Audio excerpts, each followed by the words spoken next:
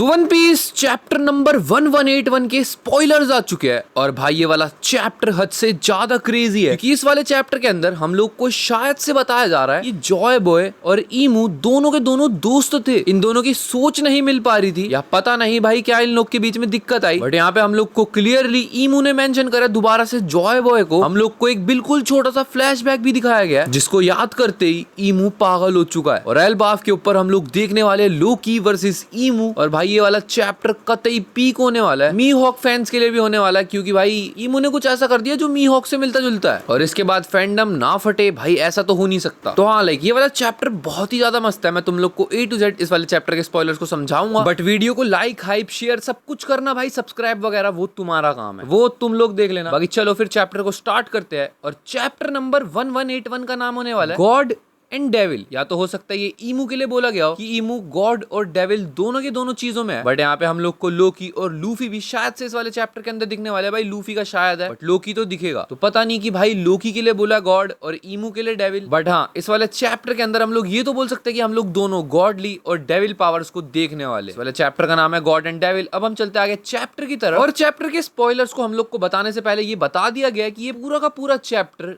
लोकी versus ईमू है। इसका मतलब हम लोग बहुत ही बढ़िया चैप्टर को विटनेस करने वाले। तो यहाँ पे चैप्टर की स्टार्टिंग होती है वहीं से, क्योंकि पिछले वाले चैप्टर के अंदर लोकी ईमू के आगे आ गया था। तो यहाँ पे ईमू अपने रागनीर का यूज करके वही हैमर फॉर्म के अंदर भाई अटैक करने की कोशिश करता है ईमू के ऊपर, बट ईमू दोबारा से अपनी ब्लैक फ्लैश या जो भी ब्लैक फ्लेम्स को यूज कर रहा है उसको यूज करके वो जो भी रागनीर का अटैक है उसको खराब कर देता है। मतलब ये ईमू का ओमेन से कुछ तो लेना देना है। और मैं तुम लोग को एक चीज बता दूं जो हम सब के सब लोग मिस कर रहे हैं, भाई ये जो भी ओमेन नाम की पावर को यूज किया गया है इसके साथ में ना एक वर्ड और भी आया था जिसको बोला गया है माकी। तो यहाँ पे लोगों का कहना ये भी है भाई हाकी के साथ साथ एक और भी पावर है जिसको बोला गया है यहाँ पे माकी। यार अभी हम लोग को ज्यादा इस चीज के बारे में नहीं बताया गया, बट ओमेन के साथ इस वर्ड को मेंशन किया गया था और ये काफी ज्यादा इंटरेस्टिंग है। हाकी और माकी दोनों मिलते हुए शब्द है। अब यहाँ पे जो भी ये माकी वाली बात है ये सब तो ठीक है, बट आगे जो ईमू करता है उसको तुम लोग क्लियरली बोल सकते हो कि भाई ये गॉडली पावर्स है, क्योंकि ईमू अपने साइज को बड़ा कर लेता है। यहाँ पे जो भी लोग बोल रहे थे कि भाई ईमू जायंट है या क्या है, ये है भाई देखो इस टाइम पे कोई भी इस चीज को एक्सपीरियंस नहीं कर सकता या नहीं सोच सकता जो ओडा सेंसे सोच रहे हैं। तो अभी थ्योरीज बनाना बिल्कुल फालतू का है। भाई ईमू ने अपने साइज को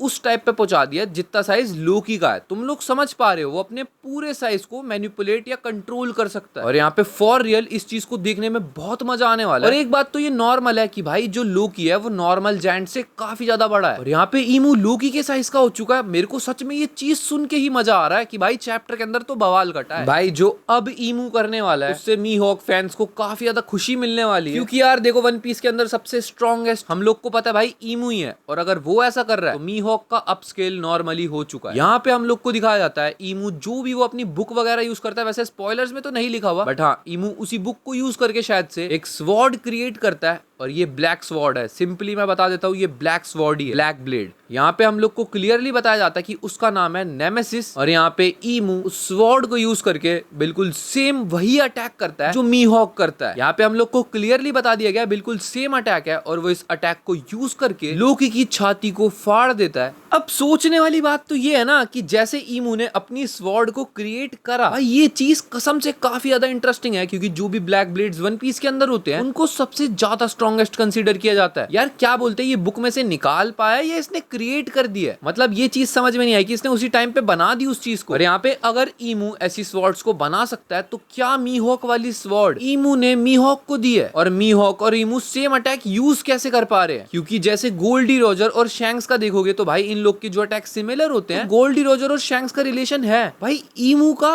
और मी हॉक का, ईमू और मी हॉक का क्या रिलेशन है? कसम से मैं इस चीज का आइडिया भी नहीं लगा पा रहा। इन लोग की आंखों से काफी लोग रिलेट तो करते हैं कि भाई इन लोग की आंखें सेम सेम लगती हैं, तो हाँ कुछ ना कुछ सीन है। सेम अटैक यूज कर रहे हैं भाई, कुछ तो थ्योरी है। और ये बात तो बिल्कुल सच है कि भाई अगर ओडा सेंसे चाहते तो बिल्कुल भी मेंशन ना करते मी हॉक के अटैक को, कोई फर्क नहीं पड़ रहा था क्योंकि हम लोग तो ईमू की पावर्स देख रहे हैं। बट बिल्कुल सेम अटैक करने का मतलब है कुछ तो हम लोग को प्रॉपरली हिंटिंग दी गई है कि कुछ मी हॉक से रिलेटेड है। यहाँ पे अब हम लोग विटनेस करने वाले हैं ईमू का भाषण और थोड़ा सा जॉय बॉय का फ्लैशबैक। बट मैं तुम लोग को बोलना चाहूंगा ईमू का भाषण यहाँ पे नॉर्मल है क्योंकि ऊसोप के रेज बेट के भाषण मिलने के बाद ईमू कसम से बौखला गया था कि वो एल्बाफ पे आ गया। तो अब ये भाषण ना दे ऐसा तो नहीं हो सकता। यहाँ पे ईमू हम लोग को एक्सप्लेन करता है कुछ चीजें, जैसे कि जो भी इंसान होते हैं उन सब का डिजायर होता है कि उन लोग को पावर मिल सके, वो लोग चीजों को कंट्रोल कर सके, और ऐसा करने के लिए वो लोग करप्शन वगैरह करते हैं ताकि वो लोग जल्दी जल्दी आगे पहुंच सके, और उसके बाद वो लोग समझौते भी करते हैं आपस में। और यहाँ पे ईमू हम लोग को बताता है जब पावर, करप्शन और पैक्ट्स यानी कि समझौते तीनों चीजें आपस में मिल जाती हैं तब जाके बनता है डोमिनेशन। और यहाँ पे क्या ईमू इस चीज से हम लोग को अपने डोमिनिवर्सी के बारे में बता रहा है, क्योंकि सबको पावर्स चाहिए होती है, तो ईमू यहाँ पे यही करता है, सबके साथ भाई पैक्ट क्रिएट कर देता है डेविल के साथ, और यहाँ पे उनको पावर्स दे देता है, बदले में उनकी एज ले लेता है। तो यही तो समझौता है कि भाई जिंदगी ले लो और उनको पावर दे दो। तो ये चीज ईमू हम लोग को एक्सप्लेन करना चाह रहा है, बट यहाँ पे लोकी उसको क्लियरली मना कर देता है। लोकी यूं बोलता है मेरे को तेरी पावर्स की कोई जरूरत नहीं है, मेरे को नहीं चाहिए भाई, मैं किसी के अंडर काम नहीं करने वाला। बट ईमू यहाँ पे लोकी को ये चीज एक्सप्लेन करने की कोशिश कर रहा है कि जो तेरे को असली पावर विटनेस करनी है वो तेरे को मिल पाएगी डोमिनेशन के अंडर, यानी कि ईमू के अंडर रह के जो पावर्स उसको मिल सकती है वो कसम से बहुत क्रेजी होने वाली है। बट लोकी मना कर रहा है क्लियरली कि उसको नहीं चाहिए। यहाँ पे जिसके बाद हम लोग को दिखाया जाता है कि ईमू जॉय बॉय को याद कर रहा है, हम लोग को एक छोटा सा फ्लैशबैक भी दिखाया जाता है, बट यहाँ पे स्टिल हम लोग को जॉय बॉय की शक्ल नहीं दिखाई गई है, बस जैसे हम लोग को हमेशा परछाई वगैरह दिखाई जाती है वही दिखाया गया। और यहाँ पे हम लोग को शायद से ये भी बताने की कोशिश करी जा रही है कि वो दोनों के दोनों दोस्त थे। क्या हम लोग को वही नरूटो वाला मादरा वर्सेस हाशिरामा सेंजू, या दो जो मेन चीजें थी जिनके पावर्स के बीच में, जैसे मादरा की सोच कुछ और थी और हाशिरामा सेंजू की ऑब्वियसली कुछ और थी, तो क्या ये दोस्ती वाली चीजें वही है हाशिरामा सेंजू और मादरा वाली? बट ईमू जॉय बॉय को याद करते ही एकदम पागलों की तरह चिल्लाना स्टार्ट कर देता है, ये जो डोमिनेशन होती है बता मेरे को जॉय बॉय, क्या ये ठीक नहीं कर रहा मैं? और यहाँ पे ईमू इस टाइम पे बहुत ही ज्यादा गुस्से में आ चुका है। यहाँ पे लोकी भाई कुछ भी नहीं देखता, लोकी ईमू के ऊपर सीधा अटैक कर देता है। अटैक भी ऐसा वैसा नहीं करता, वो उसको सीधा घुसा देता है एडम ट्री के अंदर। मैं तुम लोग को एक बात बता दूं, लोकी अभी अपनी बेस फॉर्म के अंदर है, वो अभी अपने डेविल फ्रूट्स की है, जो भी ड्रैगन वाली पावर्स होती है उनको किसी को भी यूज नहीं कर रहा, सिर्फ लोकी इसको अपने बेस फॉर्म में फोड़ रहा है। और अब जाके जब ईमू को उसने एडम ट्री के अंदर घुसा दिया है तब जाके लोकी अपने भाई वही ड्रैगन वाले फॉर्म में आता है, जिसके बाद एक बहुत ही तगड़ा सा ब्लास्ट मारता है वो ईमू की तरफ। तुम लोग को क्या लगता है ईमू के साथ क्या हुआ होगा? भाई लोकी बहुत बुरे तरीके से उसको कूट रहा है, बट ईमू बहुत ही गंदे तरीके से स्माइल करता है, उसको अटैक्स का घंटा फर्क नहीं पड़ा है। और ये चीज तो हम लोग मान भी सकते हैं, क्योंकि जो उसके हॉली नाइट्स है जब उन लोग को वो ठीक कर पा रहा है तो उसके लिए ये छोटे मोटे या मतलब बहुत बड़े बड़े अटैक्स भी बहुत छोटे मोटे हैं। और यहाँ पे चैप्टर के एंड के अंदर ईमू कुत्तों की तरह स्माइल कर रहा है और वो ये बोल रहा है कि भाई तू वापस आ चुका है। ये चीज भाई लूफी के लिए ही बोल रहा होगा, सो यू हैव रिटर्न्ड, क्योंकि वो जॉय बॉय को याद कर रहा था। और दो बंदों के लिए चीज हो सकती है वैसे, मेनली निडहॉक, क्योंकि निडहॉक का रिटर्न भी है, और मेनली जो रिटर्न है वो है लूफी का